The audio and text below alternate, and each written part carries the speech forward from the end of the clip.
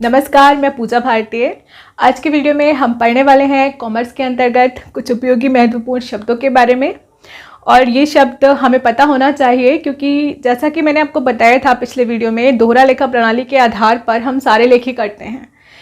तो उसमें जो भी शब्द आते हैं, बार बार आते हैं, उनका उपयोग उसमें होता है, उसके बारे में हमें पता होना चाहिए, तभी तो हम उसको समझ पाएंगे। और जब समझ पाएंगे तभी ठीक से लेखा कर पाएंगे।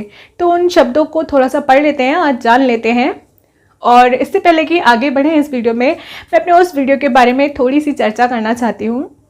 जैसे कि पिछले वीडियो में मैंने दोहरा लेखा प्रणाली के इतिहास के बारे में बताया था थोड़ा सा, कि एक पादरी थे लुकास पैसिओली, इन्होंने एक बुक लिखी थी डी कंप्यूटिस एट स्क्रिप्चरीज 1494 में।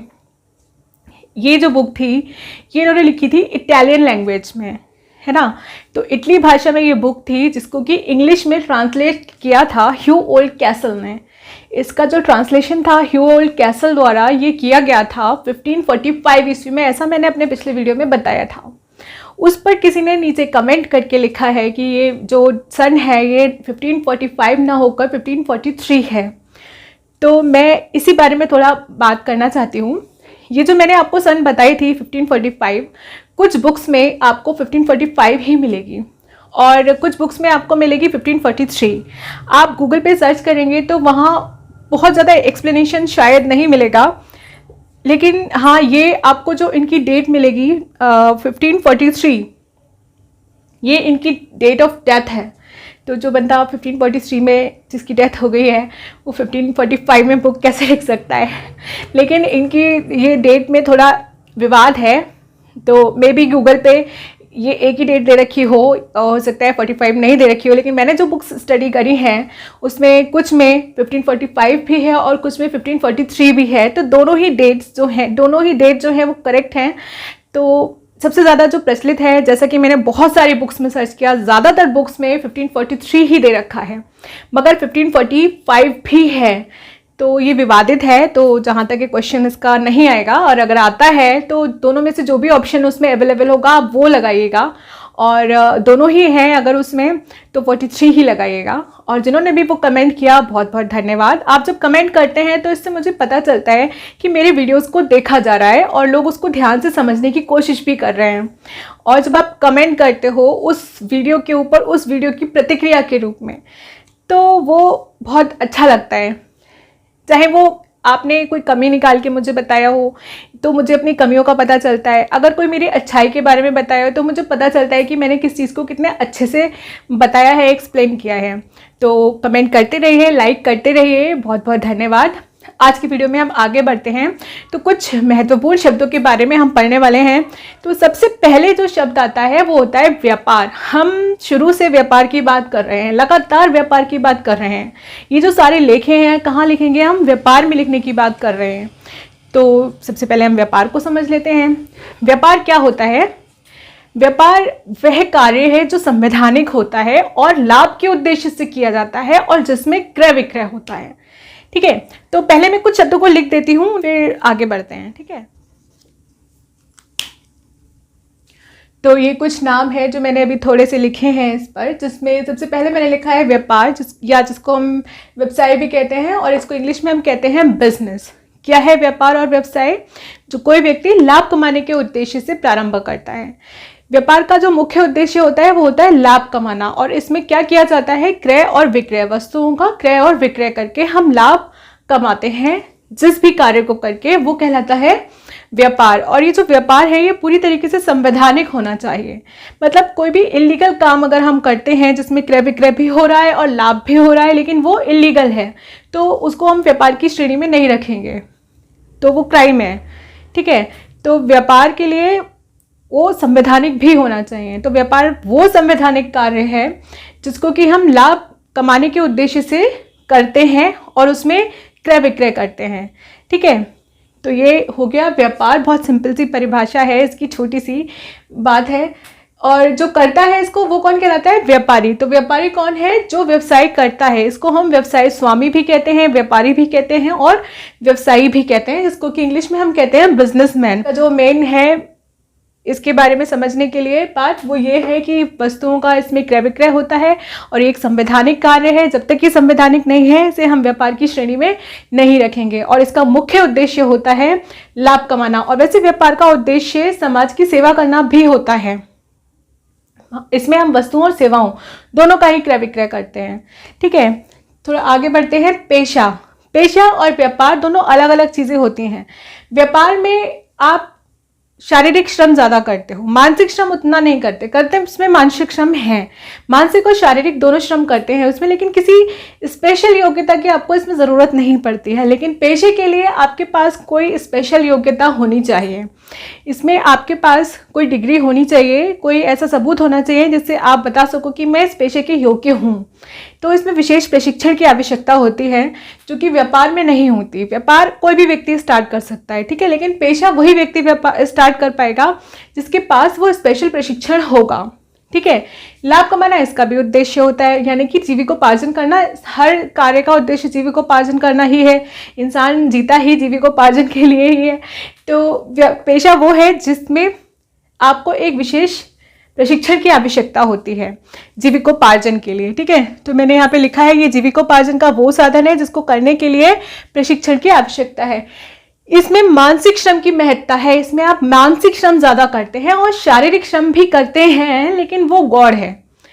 प्रमुख क्या है आपका मानसिक श्रम। इसमें जैसे कि इसमें आ जाते हैं वकालत करने वाले लोग, वकील आ जाते हैं, अध्यापक आ जाते हैं, इसमें ये सारी चीज़ें इसमें आ जाती हैं। इसमें चोर वगैरह भी आ सकते हैं, लेकिन वो क्योंकि असंवैधानिक हो जाएगा इसलिए हम उसको इसमें शामिल नहीं करेंगे। वैसे चोरी भी एक पेशा ही है। ठीक है, अब ये जो व्यापार है इसके एग्जाम्पल कैसे हो गए, बीमा कंपनियां हो गई, बैंक हो गए, ये सारे जो एग्जाम्पल हैं, या एकल व्यापार हो गया, ये सारे एग्जाम्पल हो गए व्यापार के। ठीक है, नेक्स्ट हम बढ़ते हैं लेन देन की तरफ।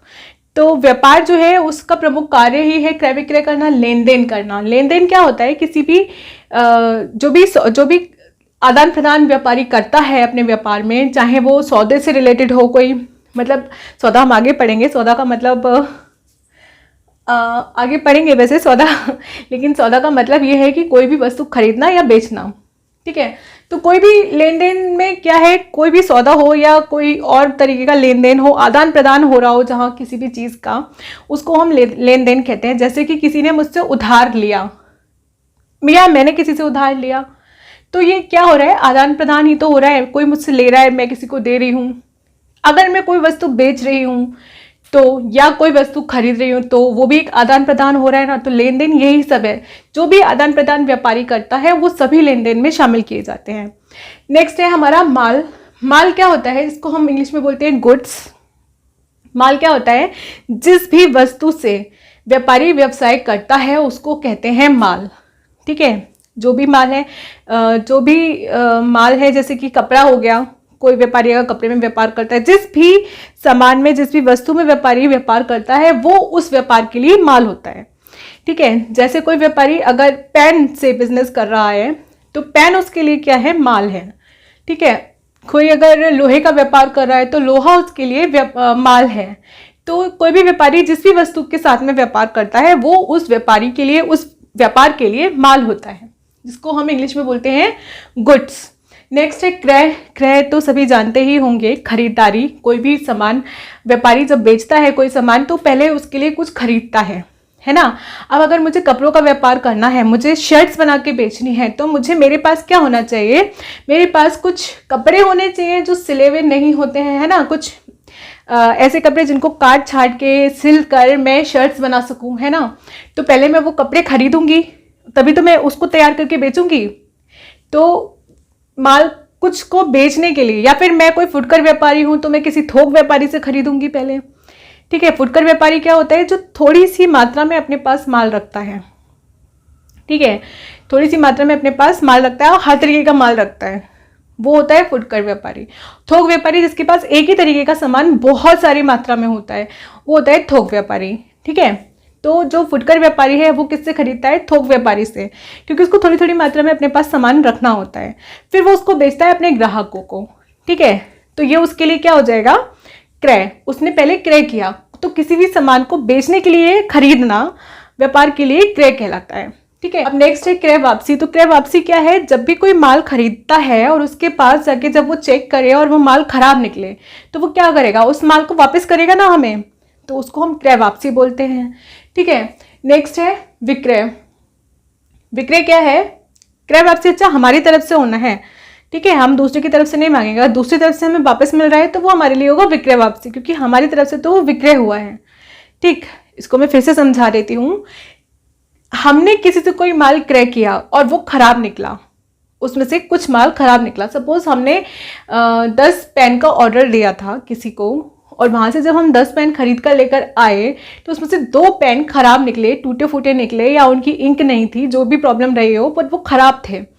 तो हमने वो 2 पेन वापस उस व्यापारी को जाके दे दिए कि भाई खराब है, इसके पैसे हमको वापस करो, या इसकी जगह पे नए पेन हमको दो, या कोई अच्छे पेन दो जो अगर तुम्हारे पास ये वाले उपलब्ध नहीं है। ठीक है। तो ये क्या हुए, हमारी तरफ से क्रय वापसी हो रही है ना, हमने क्रय किया फिर हम वापस कर रहे हैं, तो ये होगा क्रय वापसी। ठीक, कोई भी सामान हमने खरीदा है और उसको हम वापस कर रहे हैं, वो क्रय वापसी है। अब नेक्स्ट आया विक्रय। विक्रय क्या है, कोई भी सामान जो हमारे पास है वो हम जब बेचते हैं तो वो कहलाता है विक्रय। ठीक है, कोई भी आके हमसे कोई सामान खरीद लेता है तो वो हमारे लिए विक्रय है। जो सामान हम बेच रहे हैं वो हमारे लिए विक्रय है। हमें उससे मतलब नहीं है कि कोई खरीद रहा है, उसके लिए तो वो क्रय ही होगा, लेकिन हमारे लिए विक्रय है। और विक्रय वापसी क्या है, जैसे हमने किसी से माल खरीदा था, खराब निकला तो हमने जाके वापस कर दिया, ऐसे ही जब किसी ने हमसे माल खरीदा है, वो खराब निकलेगा तो वो क्या करेगा, वो हमें वापस करेगा, ऑब्वियसली है ना। तो वो क्या हो जाएगा हमारे लिए विक्रय वापसी। अब ये समझना बहुत इंपॉर्टेंट है कि जो सामान हमने किसी को बेचा वो हमारे लिए विक्रय है, लेकिन उसके लिए क्रय है। उसके लिए अगर वो सामान हमें वापस करता है तो वो क्रय वापसी उसके लिए, लेकिन हमारे लिए क्या है, विक्रय वापसी, क्योंकि हमने वो सामान बेचा था। ठीक है, हमने किसी से कोई सामान खरीदा है तो वो हमारे लिए क्रय, जिससे हमने खरीदा है उसके लिए विक्रय, और हमने वो सामान जिसको वापस किया जो हमने खरीदा था वो उसके लिए होगा विक्रय वापसी, लेकिन हमारे लिए क्रय वापसी, क्योंकि हमने वो खरीदा था। ठीक है। नेक्स्ट आगे बढ़ते हैं, कुल विक्रय। अभी हमने पढ़ा विक्रय यानी कि कोई भी सामान बेचना। नॉर्मली सिंपल सी बात है, कोई भी सामान हम बेच रहे हैं किसी को तो वो विक्रय। यहाँ पे किसी भी अवधि का कोई जिक्र नहीं है, कोई नकद और कोई उधार का कोई जिक्र नहीं है, यानी कि कुल जो भी चीज़ें हम जो भी बेच रहे हैं वो हो जाता है हमारा विक्रय। नेक्स्ट आता है हमारा कुल विक्रय। तो इसमें एक अवधि निर्धारित होती है कि उस अवधि के अंतर जो भी विक्रय हमारा हो जाता है उसको हम बोलते हैं कुल विक्रय। इंग्लिश में हम इसको बोलेंगे टर्नओवर। कितना टर्नओवर हमारा आ रहा है इस साल के अंदर, यानी कि इस साल में हमारी टोटल कितनी बिक्री हुई है, वो चाहे नकद हुई हो चाहे उधार हुई हो। ठीक है, उसको हम बोलते हैं कुल विक्रय यानी कि टर्नओवर।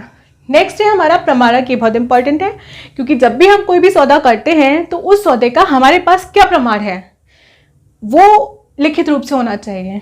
तो कोई भी लिखित प्रमाण हमारे किसी सौदे का कहलाता है प्रमाणक, और इसी के आधार पे सारे जर्नल में लेखे किए जाते हैं। रोज नामचे में जो लेखे किए जाते हैं वो सारे प्रमाणक के आधार पर ही लिखे जाते हैं। अगर हमारे पास लेखे लिखे हुए हैं लेकिन प्रमाणक नहीं है, यानी कि हमारे पास वाउचर नहीं है, तो वो लेखा मान्य नहीं होगा। ठीक है, न्यायालय में मान्य होना चाहिए। मैंने आपको शुरू में बताया व्यापार क्या है, संवैधानिक कार्य है ना। तो यानी कि इसमें लिखे हुए जो भी हमने लिखे हैं, जो भी हमारे लेन देन है, वो सारे के सारे भी संवैधानिक होने चाहिए, यानी कि न्यायालय में मान्य होने चाहिए। लेकिन अगर हमारे पास किसी लेखे से संबंधित प्रमाणक नहीं है तो वो लेखा मान्य नहीं होगा, यानी कि प्रमाणक बहुत इंपॉर्टेंट है, हमारे पास होना चाहिए। इसके आगे बढ़ते हैं, इसको मैं हटा देती हूँ।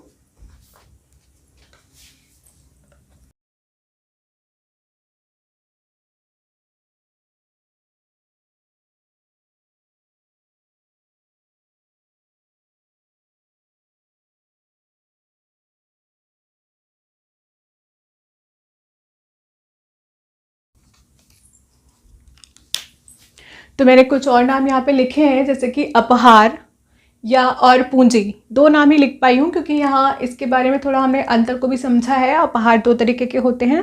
तो पर यह अपहार है क्या, अपहार को हम छूट भी कहते हैं, बट्टा भी कहते हैं, और इसको इंग्लिश में हम बोलते हैं डिस्काउंट।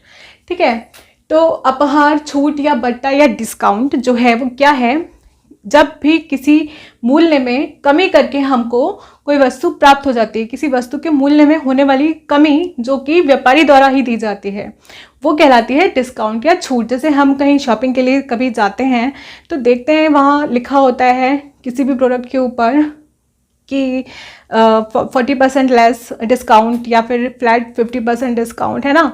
तो ये क्या होता है, वही छूट होती है ये जो व्यापारी अपने सामान पर आपको दे रहा होता है, ठीक है। या फिर कभी ऐसा होता है कि हमने किसी से कुछ रुपए लिए होते हैं उधार, हम उसको जब वापस करने जाते हैं तो वो कहता है कि भाई तुमने बहुत जल्दी रुपए वापस कर दिए, मैं ऐसा करता हूँ तुम्हारे जितने, सपोज हमने 100 रुपये उधार लिए थे, तो वो क्या कहता है कि चलो ऐसा करो, तुम मुझे 90 रुपये चुका दो, 10 रुपये मैं छोड़ देता हूँ तुम्हारे एक इनाम के रूप में, क्योंकि तुमने जल्दी मुझे भुगतान कर दिया।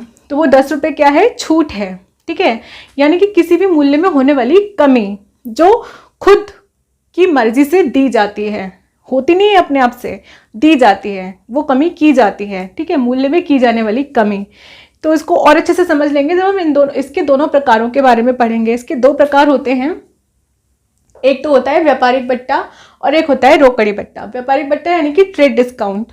जब भी व्यापारी को अपने किसी प्रोडक्ट का एडवर्टाइजमेंट करना होता है या अपने बिक्री को बढ़ाना होता है, तो वो जो भी वस्तुओं को बेच रहा होता है, जिन भी वस्तुओं में वो व्यापार कर रहा होता है, उनका जो सेलिंग प्राइस होता है यानी कि विक्रय मूल्य जो होता है, यानी कि जिस मूल्य पर उसको वो बेचनी होती है वस्तुएं, उस मूल्य में थोड़ी सी कमी कर देता है। जैसे अगर मुझे 100 रुपये का कोई सामान बेचना है तो मैं वहाँ पे 100 रुपये की जगह उसको 90 रुपये का बेचना शुरू कर दूँ। और ये बात मुझे बताना ज़रूरी है कि मैं आपको 100 रुपये का सामान 90 रुपये में बेच रही हूँ, ठीक है। तो ये जो 100 रुपये का सामान 90 में जा रहा है, इसमें 10 रुपये की कमी हो रही है। ये जो कमी है 10 रुपये की, इसको हम बोलते हैं छूट। और ये छूट भी बताना ज़रूरी होती है। अगर हमने 100 रुपये के माल पे 90 रुपये लिख के रख दिए कि भाई 90 रुपये का ले जाओ आप, तो कोई एडवर्टाइजमेंट नहीं होगा। ये छूट बताना ज़रूरी है। हमारा 100 रुपये का माल है लेकिन हम आपको बेच रहे हैं 90 में, ताकि ग्राहक उसकी ओर आकर्षित हो। यानी कि ग्राहकों को लुभाने के लिए जो माल के मूल्य में कमी की जाती है, जो वस्तुओं के मूल्य में या सेवाओं के मूल्य में कमी की जाती है, उसको हम बोलते हैं छूट, व्यापारिक छूट, ठीक है। यानी कि जब हम व्यापार को बढ़ाने की कोशिश कर रहे होते हैं, ठीक है। इसके बारे में लिखा भी है मैंने, वस्तुओं के मूल्य को कम करके माल की बिक्री बढ़ाने हेतु ग्राहकों को दी जाने वाली छूट, ठीक है। नेक्स्ट आता है हमारा रोकड़ी बट्टा। रोकड़ी बट्टा या फिर कैश डिस्काउंट। कैश डिस्काउंट क्या होता है, जैसे मैंने आपको भी एग्जाम्पल भी दिया था थोड़ी देर पहले कि किसी ने मुझसे उधार लिया या मैंने किसी से उधार लिया और उसको समय पर भुगतान कर दिया, तो उसके मूल्य में कुछ कमी कर देता है उधार देने वाला और वो मूल्य हमें माफ़ कर देता है।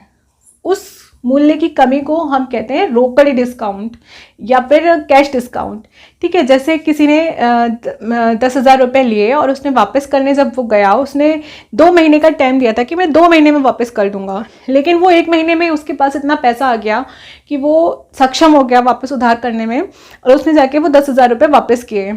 जब उसने वो रुपए वापस किए तो जिसने उसको उधार दिया था उसने कहा बहुत सही टाइम पे तुमने मुझे वापस कर दिया, मैं बहुत खुश हुआ, चलो 10,000 में से तुम मुझे सिर्फ 9,000 रुपये ही दे दो, 1,000 मैं तुम पर छोड़ देता हूँ। तो वो 1,000 क्या है, उसके लिए छूट है। कौन सी छूट है, ये रोकड़ी छूट है। ये छूट क्यों देता है कोई भी व्यक्ति, जब भी वो कोई व्यापारी कोई उधार किसी को देता है या फिर कोई उधार विक्रय करता है, तो उसके मन में एक डाउट होता है कि मैंने इसको उधार दे तो दिया, कल सही समय पे ये मुझे भुगतान अगर नहीं करता है, फिर मैं भूल जाऊं कि मैंने किसी को कुछ उधार, वैसे तो कोई भूलता नहीं है, लेकिन फिर भी अगर बाई चांस मैं भूल जाऊं और वो उधार उससे नहीं मांगूं और वो भी भूल जाए कि उसने मुझसे उधार लिया है, तो ये रुपया तो गया, लॉस में जाएंगे। फिर तो बाद में ही ध्यान आएगा, फिर कब कहाँ किसे ढूंढते फिरेंगे, या कुछ हो जाए, कुछ प्रॉब्लम हो जाए और वो भुगतान मुझे वापस नहीं मिल पाए, तो क्या होगा, फिर वो लॉस में चला जाऊंगा मैं। तो उसके मन में ये डर होता है, इसलिए वो चाहता है कि मेरा रुपया समय पे मुझे वापस मिल जाए। तो जिसको भी उसने ये ऋण दिया होता है या उधार माल विक्रय होता है उसको प्रोत्साहन देने के लिए कि वो सही समय पर भुगतान कर दे, उसके लिए ये डिस्काउंट दिया जाता है। जब किसी को पता चलेगा कि भाई जल्दी अगर मैं भुगतान कर देता हूँ अपने ऋण का तो मुझे पूरा पैसा वापस नहीं करना पड़ेगा, तो भाई वो तो खुश हो जाएगा ना, है ना। तो चाहेगा कि जल्दी से जल्दी भुगतान कर लूँ ताकि मुझे पूरा पैसा वापस ना करना पड़े उतना सारा। अगर इंटरेस्ट वगैरह भी लग रहा है तो बहुत हो जाते हैं रुपए। फिर अगर वो सही टाइम पे जमा कर देगा, पहले ही समय पे जमा कर देगा, उसके पास रुपए वापस कर देगा, तो उसको इतना सारा नहीं देना पड़ेगा, तो वो खुश होगा और टाइम पर ही भुगतान कर देगा। तो इसके लिए ही रोकड़ी बट्टा दिया जाता है। इन दोनों में थोड़ा सा डिफरेंस है। वैसे तो दोनों के बारे में मैंने जो बताया है उसी में काफ़ी कुछ समझ में आया होगा डिफरेंस। उसके अलावा भी कुछ डिफरेंसेस हैं। क्या है, एक तो ये कि राशि जो होती है व्यापारिक बट्टे की बीजक से ही कम कर दी जाती है, जो बीजक बनाया जाता है उसमें से ही घटा दी जाती है, ठीक है। लेकिन रोकड़ी बट्टा जो होता है, क्योंकि ये किसी क्रय विक्रय पर तो है नहीं, है ना, इसलिए इसकी राशि नहीं घटाई जाती है बीजक में से। फिर क्या करते हैं, इसकी राशि का लेखा अलग से किया जाता है, क्योंकि इसको हमने बीजक में से नहीं घटाया है। लेकिन हिसाब की पुस्तकों में इसका लेखा नहीं होता, व्यापारिक बट्टे का लेखा नहीं होता, क्योंकि हमने इसे ऑलरेडी घटा दिया है बीजक में से। और हमारे जितने भी लेखे होते हैं वो किसके अकॉर्डिंग होते हैं, हमारे प्रमाणक के आधार पे। मैंने पहले बताया था, अभी प्रमाणक के आधार पे सारे लेखे होते हैं हमारे। प्रमाणक के आधार पे जब सारे लेखे हो रहे हैं और प्रमाणक में जो कि बीजक है उसमें से ही हमने राशि घटा दी है, तो उसको दोबारा लिखने का कोई मतलब नहीं है ना। इसलिए उसका लेखा यानी कि व्यापारिक बट्टे का लेखा अलग से नहीं किया जाता, क्योंकि वो पहले ही बीजक में से घटा दिया जाता है, क्योंकि हम पहले ही उसको कम मूल्य पर बेच रहे हैं, हमारी बिक्री ही कम मूल्य पर हो रही है, ठीक है। जबकि इसका लेखा इसलिए करते हैं क्योंकि इसके बारे में कोई भी हमें पता नहीं होता कि हम ऐसे छूट देने वाले हैं या नहीं है। बस हमने तो बता दिया होता है कि हम ये छूट देंगे अगर हमें टाइम पर भुगतान मिल जाता है, ठीक है। तो इसका लेखा बाद में होता है, ठीक। नेक्स्ट है हमारा प्रत्येक क्रेता हेतु व्यापारिक बट्टा। व्यापारिक बट्टा ऐसा नहीं है कि मैं किसी स्पेशल ग्राहक के लिए दूंगी कि जो भाई तुम मेरे खास हो, तुम मुझसे कोई चीज़ खरीदोगे तो मैं तुम्हें डिस्काउंट दूंगी, बाकी किसी को नहीं दूंगी। ऐसा नहीं होता। ये जो डिस्काउंट होता है ये सभी को दिया जाता है। जितने भी हमारे ग्राहक हैं, कोई हमारा रिश्तेदार नहीं है ना, हमें तो सभी से बिक्री चाहिए, है ना। हमें तो अपना सारा सामान बेचना है, हम अपने सामान को एडवर्टाइज करने के लिए ही बेच रहे हैं। तो ये सभी ग्राहकों के लिए होता है, किसी स्पेशल पर्सन के लिए नहीं होता, ठीक। जबकि जो रोकड़ी बट्टा होता है ये केवल उन लोगों के लिए होता है जो हमें भुगतान सही समय पर कर देते हैं, जो हमें नकद भुगतान कर देते हैं, यानी कि पैसों में तुरंत भुगतान कर देते हैं, उनको देते हैं हम ये बट्टा। ये छूट हम उनको देते हैं ताकि इससे उनको प्रोत्साहन मिलता है कि हम जल्दी से जल्दी भुगतान करें, है ना। इसलिए ये कुछ लोगों के लिए ही होता है, सबके लिए नहीं होता। जो उन लोगों के लिए होता है जो कि हमें भुगतान टाइम पर कर देते हैं। बीजक में उल्लेख व्यापारिक बट्टे का होता है क्योंकि हम उसमें से ये राशि घटा देते हैं, है ना। लेकिन बीजक में उल्लेख रोकड़ी बट्टे का नहीं होता है, इसको हम अलग से लिखते हैं। हम पहले इस बारे में बात कर चुके हैं, ठीक है। तो ये कुछ पॉइंट्स हैं इसके। नेक्स्ट आगे बढ़ते हैं, पूंजी के बारे में पढ़ते हैं। पूंजी क्या है, कोई भी व्यापारी जब कोई व्यापार स्टार्ट करता है तो वो उसमें कुछ धन लगाता है, कुछ संपत्ति लगाता है ना। वो संपत्ति या फिर मूल्य उसकी पूंजी कहलाती है। अब इसमें मैंने जो लिखा हुआ है वो क्या है, व्यापारी की कुल संपत्ति मूल्य में से बाहरी देनदारियां अदा करने के बाद बची हुई राशि, जो भी राशि बच जाती है उसको हम कहते हैं कैपिटल, पूंजी। ये व्यापार आरंभ करने के बाद की बात है। पूंजी हम व्यापार आरंभ करने के लिए ही लगाते हैं, ठीक है। तो कोई भी व्यापार हम जिस भी रुपए या संपत्ति से आरंभ करते हैं वो हमारी पूंजी कहलाती है। और व्यापार आरंभ करने के बाद जो भी हमारी देनदारियां होती हैं हमारी कुल संपत्ति में से, वो निकालने के बाद जो भी हमारे पास शेष बच जाते हैं वो हमारी पूंजी में शामिल हो जाती है। जो भी हमारा लाभांश होता है वो भी हमारी पूंजी में शामिल होता है, ठीक है। इसी व्यापारी का शुद्ध मूल्य यानी कि जिसको कि इंग्लिश में हम बोलेंगे नेट वर्थ या फिर नेट असेट्स, ये भी कहते हैं, ठीक है। और जो भी धनराशि व्यापार में लगाई जाती है उधार लेकर, वो कहलाती है उधार पूंजी। अगर हमने किसी व्यक्ति से कोई रुपए उधार ले लिए, कुछ धन उधार ले लिया या कोई संपत्ति उधार ले ली जिसको कि हमें वापस उसको चुकाना पड़ेगा ना आगे चल के, तो वो कहलाती है हमारे लिए उधार पूंजी, क्योंकि वो है तो पूंजी, हमने लगाई तो पूंजी के ही रूप में है, ठीक है। लेकिन वो है उधार क्योंकि वो हमें चुकानी है।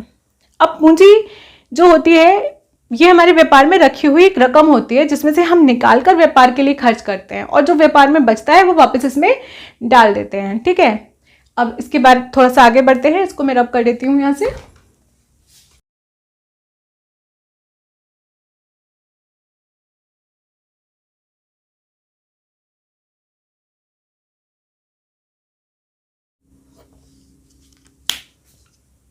तो ये मैंने कुछ और नाम लिखे हैं, जिसमें सबसे पहले मैंने लिखा है आहरण, या जिसको हम बोलते हैं निजी व्यय, और इसको हम इंग्लिश में बोलते हैं ड्राइंग्स। ड्राइंग अलग चीज़ है और ड्राइंग्स ये अलग चीज़ है। ड्राइंग में अगर ऐसा लगा दो तो जो होता है ड्राइंग्स, जिसका मतलब होता है आहरण या फिर निजी व्यय। निजी व्यय जैसे कि नाम से पता चल रहा है, निजी अपने खुद के व्यय, है ना। तो व्यापारी जब भी व्यापार में से कोई भी वस्तु, कोई भी संपत्ति, कोई भी मूल्य, कोई भी रुपए धन अपने लिए निकालता है, अपने खर्चे के लिए, व्यापार के लिए नहीं, तो उसको हम बोलते हैं निजी व्यय या फिर आहरण। मैंने अभी पहले आपको बताया पूंजी के बारे में, व्यापार में लगाई जाने वाली कोई भी संपत्ति या फिर कोई भी धन पूंजी कहलाता है ना। तो वो व्यापार के लिए है, उसका जो भी यूज़ हम करेंगे व्यापार के लिए करेंगे। अगर कुछ खरीदना है तो अगर हमें व्यापार में कोई भी सामान खरीदना है तो हम कैसे खरीदते हैं? पूंजी में से धन निकाल कर। ठीक है, तो पूंजी क्यों होती है? व्यापार की मदद के लिए होती है। पूंजी व्यापार के लिए, व्यापारी के लिए उसका एक दायित्व होता है जो उसको चुकाना होता है पूंजी को। पूंजी में से निकाला गया धन उसको वापस करना होता है पूंजी में। ठीक है, तो वो उसके लिए एक तरह से दायित्व है, उसकी संपत्ति नहीं है, वो उसको अपने लिए यूज़ नहीं कर सकता। और वैसे भी कोई भी संपत्ति जो उसने व्यापार के लिए रखी है वो अपने लिए यूज़ नहीं कर सकता। अगर वो उसे अपने लिए यूज़ करता है तो उसे व्यापार में से लेस करना पड़ेगा। ठीक है, तो वो उसका होता है निजी व्यय, उसका खुद का व्यय, ना कि व्यापार का। तो व्यापारी जब भी व्यापार में से कुछ भी रुपए या संपत्ति अपने निजी व्यय के लिए निकाल लेता है, अपने लिए निकाल लेता है, अपने प्रयोग के लिए निकाल लेता है, तो उसको हम बोलते हैं निजी व्यय या फिर आहरण, या फिर इसको हम इंग्लिश में बोलते हैं ड्राइंग्स। ठीक है, ये हमारी पूंजी में कमी करता है। नेक्स्ट आता है हमारा रहतिया। रहतिया या जिसको हम बोलते हैं इंग्लिश में स्टॉक। व्यापारी जो भी माल क्रय या विक्रय करता है वो उसके पास रखा हुआ होता है, तो उसके पास रखा हुआ जो भी माल है वो कहलाता है रहतिया। ठीक है, अब रहतिया मुख्यतः दो तरीके का होता है।